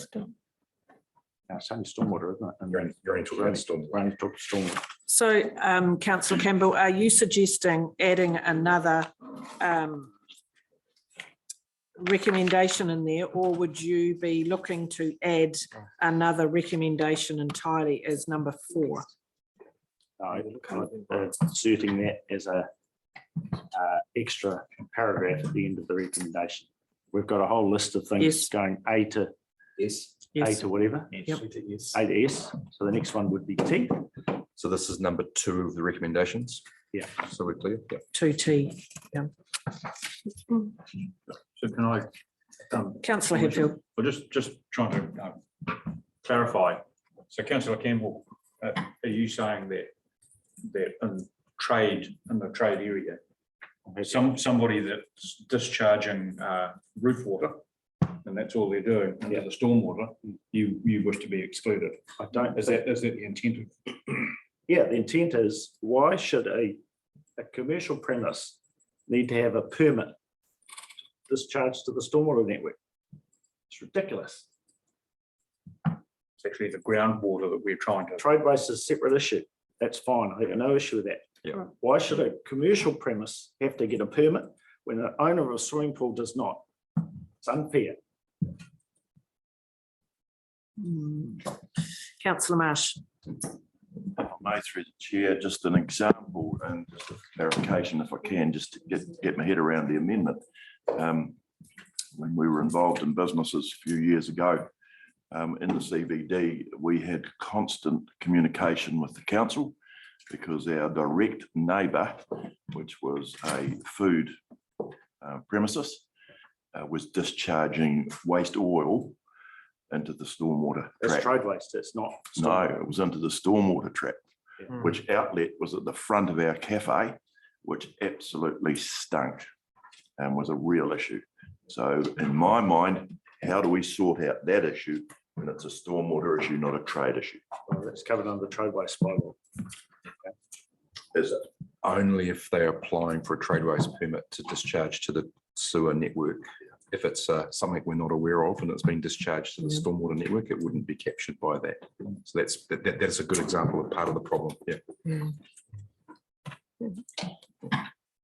Lisa. Just one point. My recommendation, if you were to include, this change, would be to do it as a separate recommendation, only because recommendation 2 relates to changes requested by submitters and officers rather than a change from the elected members. And the other point that I would make is that I would, my concern, I guess, is one of the submitters did support the permit system because of its consistency with Te Manawatū and our move towards protecting the waterways. So we did look to include a statement in the bylaw around being consistent with Te Manawatū. So if we're not including those controls, that's just a question mark in my mind around whether we can hand on heart say that our bylaw is giving effect to Te Manawatū. I don't want to overcomplicate it, but that's just something that comes to mind, being that it was a point supported by that submitter. We have to move it to separate motion if you want to do it that way. That's what I was wondering, whether it would sit separately. Yeah. We just need clarity on what that motion. We just need to get the wording right, right on that. Do you have that wording there that you could help Steph with? Thank you. And while we're doing that, we'll carry on with comments. Councillor Ford. So I'm just going back to Councillor Marsh's example, because I think that's useful for us, and the answer from the acting chief executive. So are you saying that at the moment, if I've got a restaurant and I'm discharging whatever that I shouldn't be into the stormwater, you've got no means to do anything about that? I struggle with it. Yeah, it's more the, I think, picking up Lisa's point earlier, that the ambulance at the bottom of the cliff versus the fence at the top. And so if there's a clear environmental discharge like that, we have an environmental health team and a compliance and enforcement team who would inspect on that. But I guess part of this process is stopping that happening in the first place. Right, because I do have a lot of sympathy for Councillor Campbell's point that we are looking to set up a whole regime, and I will use the word again, for something without even knowing whether we've got a problem, because we've just heard the answer was we don't know what we don't know. So, we could do that for just about everything and have a permit system to, we could take it to a ridiculous length, and I think that's the point that Councillor Campbell's making is if we've got a means to police this, and why set up another whole regime that actually we'll hardly ever use? Lisa. May your worship. I guess it comes down to risk. Is council willing to bear the risk of being involved in a prosecution should trade premises discharge something that they shouldn't to our stormwater network? If we have not taken reasonable steps to prevent that from occurring, then we may be party to that prosecution. Whereas if we have a permit system in place that includes controls on that premises and they're failing to comply with those controls, then it's very clear that they are the responsible party. So I guess it comes, and I completely understand, where you're all coming from in terms of the cost. But I guess it comes down to we have a responsibility to protect the environment and to control what goes into our network. And this is one I see a way that we can do that and therefore cover, in terms of our own risk, of council's risk, if something is to go wrong. Could I add a Hamish? Thank you. Just a further comment to support that. And I come back to Councillor Short's two examples of discharges, and the one that just discharged into the Marquino stream. In the early stages of that investigation, there was a question as to whether MDC would be a party to that investigation and potential prosecution. And we have a trade waste agreement with that customer. And so we were able to demonstrate what our expectations of that customer was and where the trade waste should have gone.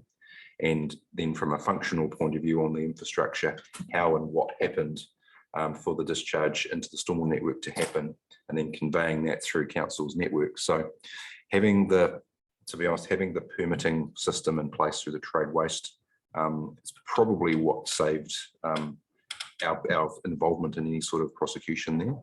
What would happen on a lower level one for a restaurant or something else, I don't know, but it is a risk area that this would remove that risk from council in terms of being very clear what our expectations are for stormwater management on site, and particularly our trade waste, which is already well covered. So I just put that in there for context because. So given what you just told us, why would adding a permit requirement on top of what you said add any value to what happened? You already have that agreement with the customer of what he's supposed to deliver and how he does it. So council's liability is covered. So what would a permit add or to that? So just for clarity, that we only have essentially trade waste agreements with our large customers. We don't have trade waste agreements in place across the board with all of the 181 commercial premises that are mentioned in this report. So. Councillor Ford. Just taking that further. So you're saying that we can have a rule that says thou shalt not, but because we don't have a permit, we can't enforce it. Because it's the whole setting up the whole regime and permit system that those of us who are trying to be, less bureaucracy, that's the issue. But we all completely agree that we want to keep our waterways as clean as possible. So we're not anti-environment or anything like that. But we if we've got a rule that says you can't do it, and they do it, you're saying we can't really, or we could be liable. I'm probably increased risk. Couch it in such a way that if we had our proposed permit system in place and there was a problem with one of those trade waste or trade businesses, our risk to any sort of prosecution, if there was at that point, would be substantially lower than without having that system in place. And again, it's I don't know what you don't know, but in terms of a risk management approach, it does put council in a very safe place, particularly with our wider commitment to Manawatū and the work we do with our own discharges to both stormwater and through our wastewater networks and the like. So it's about protecting our backs. That is part of it. That's correct. Yeah. And also, if we did this, we would be adding an additional cost to those large trade waste customers that are already covered with the agreements we have. So for those few, this would be an additional cost that they don't need because we've already got protection in place. Well, we have permit in place for their trade waste discharges. We don't have permits in place for any stormwater discharges. And I do know of examples where there has been complaints received by council of smells and colours and the like in some of the streams and drains around the place. And all we can do is refer the complainant or the issue onto the regional council, which we've done, because effectively it's an illegal, use the word illegal, but it's an unapproved discharge to a waterway, which is a regional council matter, as opposed to anything that we've got an involvement with to try and stop that happening in the first place. So again, comes back to the fence at the top of the cliff versus the ambulance at the bottom. Councillor Hadfield. Yeah, so what I'm really struggling to get my head around, doesn't often happen, I don't think. I'll look at this here, other industries, including storage, 31 so industrial, in a business, out of business, residential. So a business, for example, that's got storage, they have a huge hard surface area and they'll have a huge roof area. So the roof area is running into the stormwater.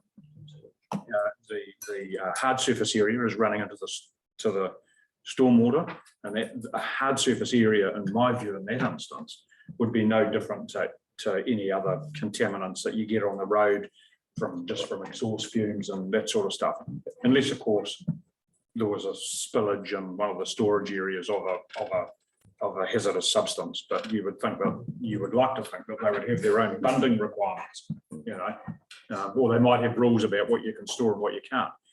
But the thing is, with those sort of businesses, especially with a large roof area,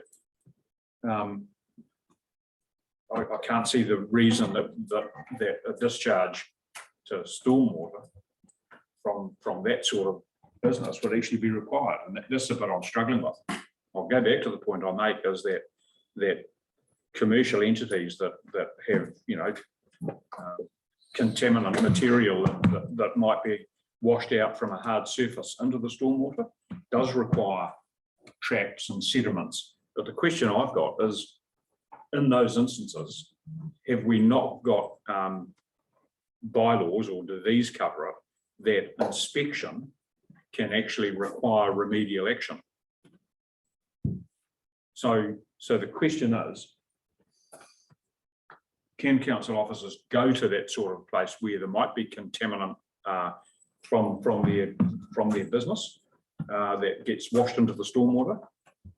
Can council officers go there and require remedial action because there is a breach without there being a permit? Through your worship. So short answer would be yes, through the enforcement process. However, that would be very much responsive and reactive. We wouldn't have a regular inspection schedule of those premises, which a permit system would give us. So again, it's responding to what's happened after the fact, as opposed to proactively managing that risk. And that example, I think, is quite a good example of a very low risk premises, where I would envisage the permit would be on the basis of a sort of an inspection and confirming that there's actually no contaminants or very low risk of anything other than roof water off a large hard stand area. And that may not be inspected for, it might be a once every 5 year inspection as opposed to an annual or biannual. I'm just conscious of the fact that won't use the word regime. I'm conscious of the fact that one of the impediments that we see across the country today is, both from central government and local government, is rules, regulations, more red tape that inhibits productivity. And I'm actually, like Councillor Campbell, I'm fully supportive of actually getting this right. And as I say, I'm just not convinced that the permit is the right way. If we've got the teeth and the tools to do it, and we've got 181 here, and wouldn't it be a better idea for council to actually to visit those properties, actually do an inspection, have a schedule of what's involved, and then start working with them one-on-one if there's remedial action required that you can actually enforce. And that's exactly what a permitting system would do. To do exactly that piece of work. You draw up your schedule, and then if that required a further work to be done, that'd be an agreed time frame to do that.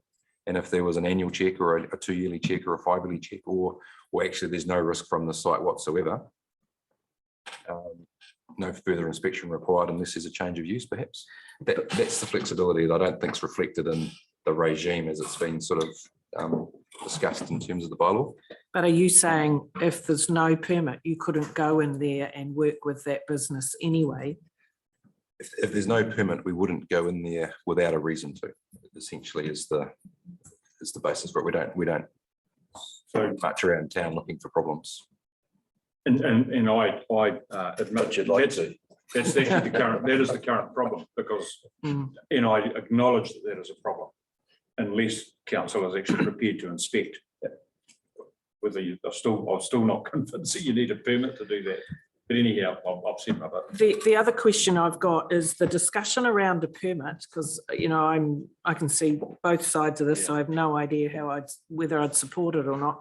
Do we actually need to make that decision around the permit today?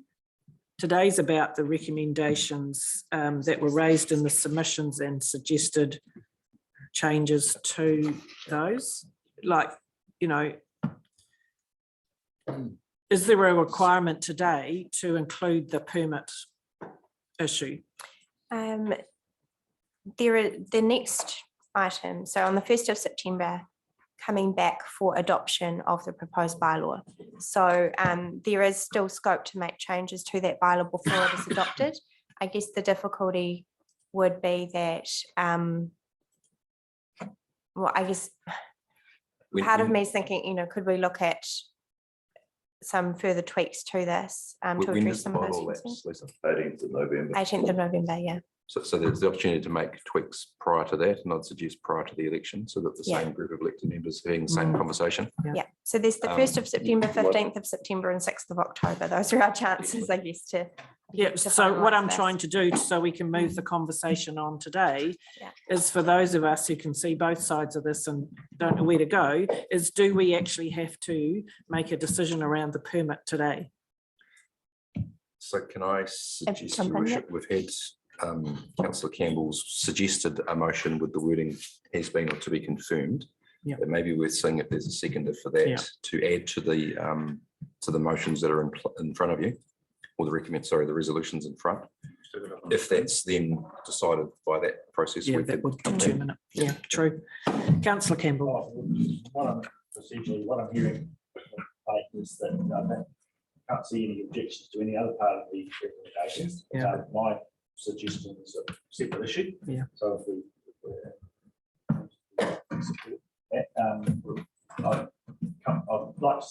I think we should put the second by suggestion to the vote.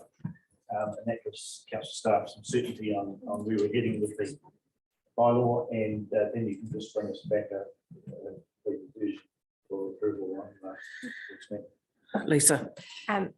Bishop, one other option, I guess, would be to present some alternatives or some tweaks to that permit system, like potentially a clause that allowed us to waiver in certain circumstances, and to present that as an alternative at a future, but I'm not the chief executive. No, So. just before we answer that one, Lisa, the intention, this is our deliberations report. So what was your intended date to bring the final bylaw for adoption back to council? So the 1st of September. Was the 1st of September, yeah. Yeah. So there is that space. I think that sounds like we can put generic clauses in around discretion, but it probably makes it sound more ambiguous than it needs to be. And I don't know if it would satisfy the members' requirements in that space. I think it's important that if we take the steer from elected members around the proposed changes following the submissions, which is motion 2 on the agenda, get a steer in terms of a proposed other motion if it's successful, and then that could be incorporated into the final bylaw when it comes back on the 1st of September. Yeah. Assuming there's a support for that to be discussed. So Steph, I think have got the wording for. So councillor Campbell, you're suggesting now that your recommendation would be recommendation 4, an additional recommendation. So we could take each recommendation individually. I think you could put a motion for 1 to 3 as they are there. It's been moved. Yeah. And then we could have a subsequent motion. Thank you. Thank you. So did we have a mover and a seconder for the existing recommendations as they are on the table in the paper? We do. Okay. Thank you. So they have been moved and seconded. So I'll put those recommendations 1, 2 and 3. All those in favour, please say aye. Aye. Against? Motion is carried. Thank you. Now, Steph, is the wording that councillor Campbell had sent through? So we need a. Yeah, can we just see the wording up on the, if we can, please, Steph?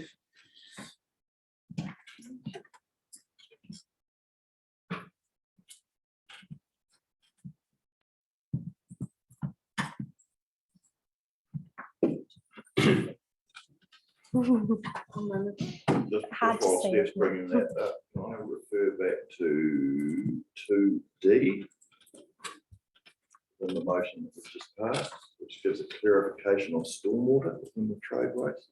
2D. And whether that will have an effect on councillor Campbell's wording, that was my question. I'm sorry. Share with my screen. Yes, because it might contradict the NPS. So No, it's not insert T. It would be an additional recommendation. It'll be a recommendation number 4.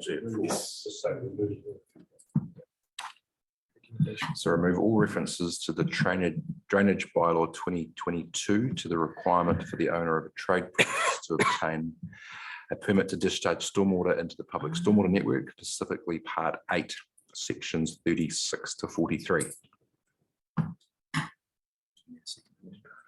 Thank you. So that motion's been put. Do we have a seconder for that motion? Councillor Ford.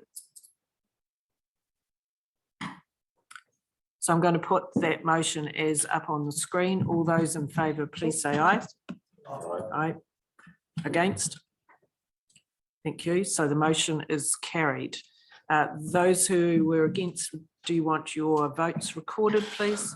No, but it's just probably worth check and balance against the MPS to make sure it's actually sustainable in the eyes of the national policy statement. So through you, your worship, Lisa and the team will work up the final trade waste bylaw, and obviously this point will be subject to discussion on the 1st of September in terms of what's taken out, and if there's further clarification in terms of implications for that, we will make sure those are brought to the conversation. And I would suggest if there's an opportunity to bring it back into the final bylaw following any further discussion, then that would still be an option on the 1st of September. Thank you. Thank you for the discussion around that. Really important to get it clarified. Thanks, Lisa, for all your great work again, and to your team. So appreciate that. Right. So moving on to 9.2, these are our minutes from our community committees and the Youth Council. I'm not going to go through them in great detail. We'll take them as read. I'll just go through each one with the liaison councillor. If there's anything to highlight, if there's not, we'll just take them as read. So Huanui, Councillor Marsh. Held another meeting last night, Tuesday night, sorry. So we've had two. So I'm just looking through this little plan. They have now updated their plan, 5-year plan, and made a couple of just a little minor tweaks to the wording on Tuesday night, but other than that, everything's going well. They've got their pops and vines, I think they call it, coming up in September, which is a big weekend, just a fundraiser and a local get together. And they've also put a candidates evening. Dates of that, but early, no doubt we'll talk to that probably. They've been sent out to us, yes. So, yeah, no, they're going well. Excellent. Although the chairman is moving off, so there will be a new chair next year. Thank you. Councillor G. Taylor, there's two sets of minutes there from Cheltenham. Yeah, probably most relevant. So the June ones were not quite accurate, so we voted that in the July meeting. So the July meeting was held, and then we've also had the Oops meeting, which we had, and Keith is no longer the chairperson, and Michael Campion is now the interim chairperson. We sort of managed to convince him that it would only be just until after our elections. So he ends up staying there for a bit longer, but no one was putting their hand up for that role. They're making good headway with playground development for younger children, adding on to what they've already got, and same old issues around drainage, and they were also good to see the bridge be made one lane. Thank you. Councillor Casey, Bainesi Rangiotu. No, nothing to report, Your Worship. Thank you. Take those as read. Councillor Short, there's two there from Tangi Moana. Just ticking along. Sometimes we get good numbers, and then like on Monday, 2 people turned up. But they're actually managing to achieve a few things. They got a grant from Central Energy Trust to get some heaters installed and some appliances. And the electrician has now advised them that they need to replace their switchboard because it's asbestos. That's a cost that they hadn't envisaged, and it's not a council-owned hall, so we're working through that. Thank you. Councillor Corrie, Waituna West. No, things are ticking along. I'm concerned about the corner, the main road corner down by the bridge. I made some inquiries in regard to that, the NZTA, and NZTA came back and was interested in putting up a mirror. no, things are ticking along quite well, I thought. Great, thank you. Councillor Campbell, Hamatangi Beach.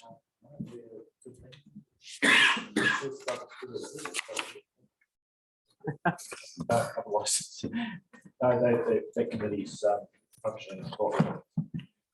Great, councillor Quarry, Kimbolton. Once again, things are ticking along quite well. They were interested in putting in a shower block and a toilet block for campers at the sports grounds. So I guess that's going to be the next project. Thank you. Councillor Short, Rongatia. I didn't actually get to their last meeting. I think things are ticking along fairly well unless there was any new issues. Did you get to that last one, Andrew? Yes, I did. That's why I didn't get involved.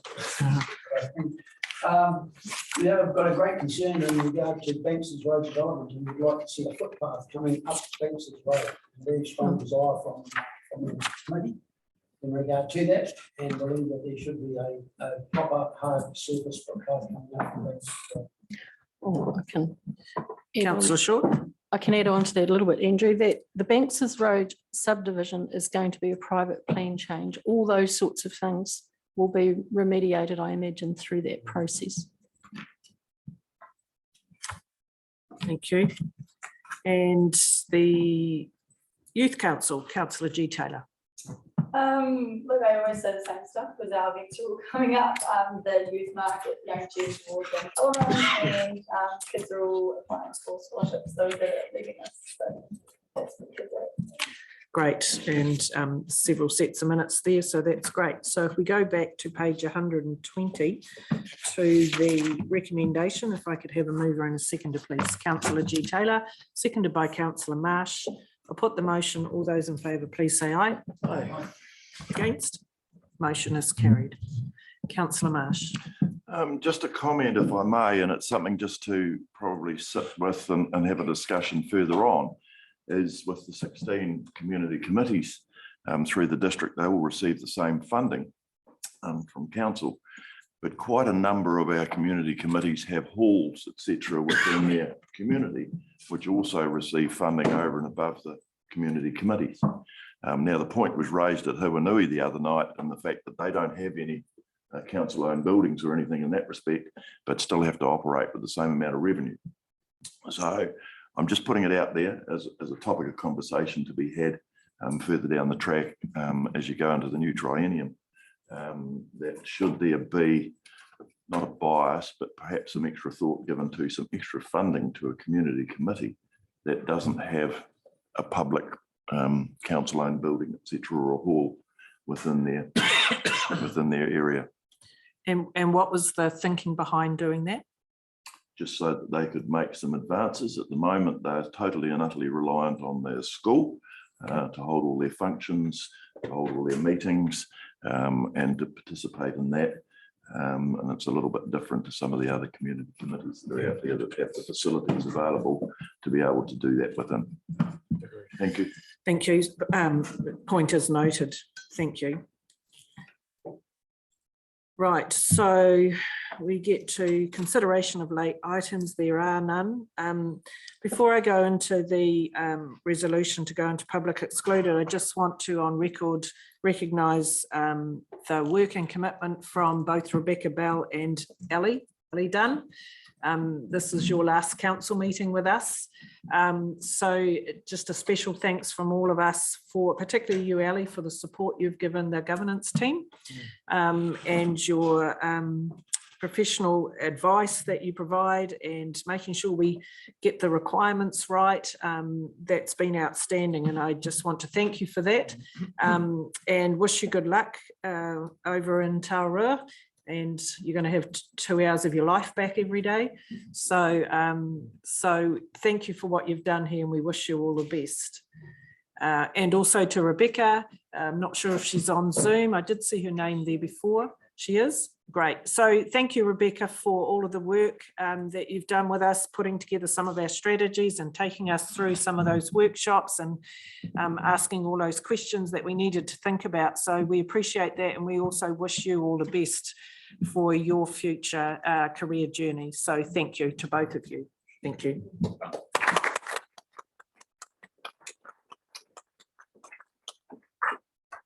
So item 11, public excluded. I'm happy to move that the public be excluded from the following parts of the proceedings of this meeting, namely the confirmation of minutes. Thank you. Put the motion. All those in favour, please say aye. Aye. Against? Motion is carried. Thank you.